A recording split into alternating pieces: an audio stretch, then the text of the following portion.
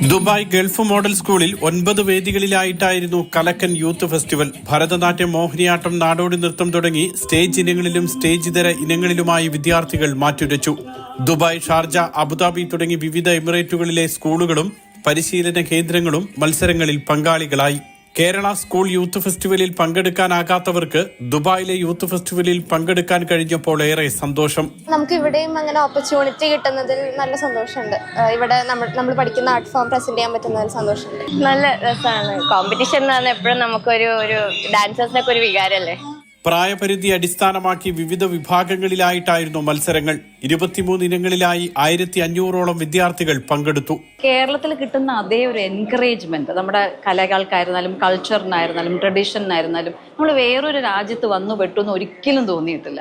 അതൊരു വലിയ positive thing ആണ്. ഇന്ത്യയിലത്തെ ഇത്രയും പാരമ്പര്യമുള്ള പല കലകളും ഇപ്പോഴും ലോകം മുഴുവൻ നിൽക്കുന്നത് ഇങ്ങനെയുള്ള ഒരുപാട് എൻകറേജ്മെന്റും കൂടെ ഉള്ളതുകൊണ്ടാണ്. അപ്പോൾ അത് തീർച്ചയായിട്ടും ഭയങ്കര പോസിറ്റീവ് ആയിട്ടുള്ള കാര്യമാണ്.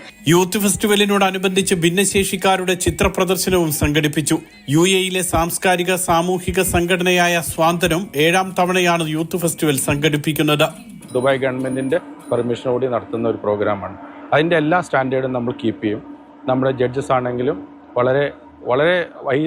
വലിയ നിലയിൽ ജഡ്ജ് ചെയ്യുന്ന ആൾക്കാരാണ്. നമ്മൾ എല്ലാവരുടെയും CV കറക്റ്റായിട്ട് നോക്കിയിട്ട് അവരുടെ ടൈമും ഷെഡ്യൂളും ഒക്കെ നമ്മൾ പ്രോപ്പറായിട്ട് ചെയ്തിട്ടാണ് ഈ ഇവന്റ് നടത്തുന്നത്. ഭിന്നശേഷിക്കാരായ കുട്ടികൾക്ക് പ്രത്യേക മത്സരങ്ങളും ഇതോടനുബന്ധിച്ച് സംഘടിപ്പിച്ചു. Mathrubhumi news, Dubai.